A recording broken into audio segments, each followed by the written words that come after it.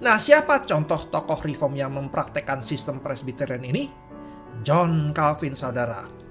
Tadi telah diindikasikan di pertamanya.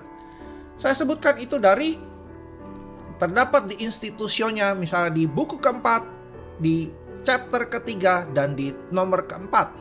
Those who preside over the government of the church, according to the institution of Christ, are named by Paul, first apostles, secondly prophets, thirdly evangelists, fourthly pastors, and lastly teachers.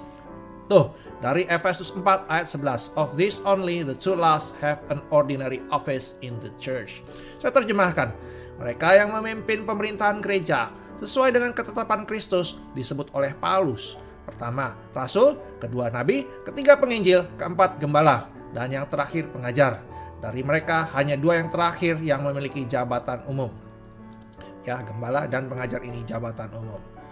Itu juga terdapat di dalam nomor yang ke-8, saudara. In giving the name of bishops, presbyters, and pastors indiscriminately to those who govern churches, I have done it on the authority of Scripture, which uses the word as synonymous. To all who discharge the ministry of the word, it gives the name of bishops. Thus, Paul, after enjoining Titus to ordain elders in every city, immediately adds, bishop must be blameless. Itu dari Titus 1 ayat 5-7. So in another place, he salutes several bishops in one church, Philippians 1 verse 1. And in the Acts, the elders of Ephesus, whom he is said to have called together, he, in the course of his address, designated as bishops. Acts 20 verse 17. Saya terjemahkan, dalam memberikan sebutan penilik-penilik, penatua-penatua, dan pendeta-pendeta, tanpa pandang bulu kepada mereka yang memimpin gereja, saya melakukannya berdasarkan otoritas kitab suci yang menggunakan kata-kata tersebut sebagai sinonim.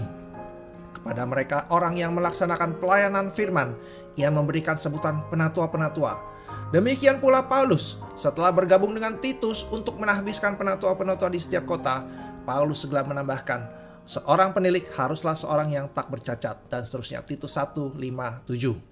Demikian pula di tempat lain ia memberi salam kepada beberapa penilik dalam satu gereja di Filipian 1 ayat 1 dan dalam kitab Kisah Para Rasul, para penatua Efesus yang konon ia kumpulkan dalam pesannya ia tetapkan sebagai penatua-penatua.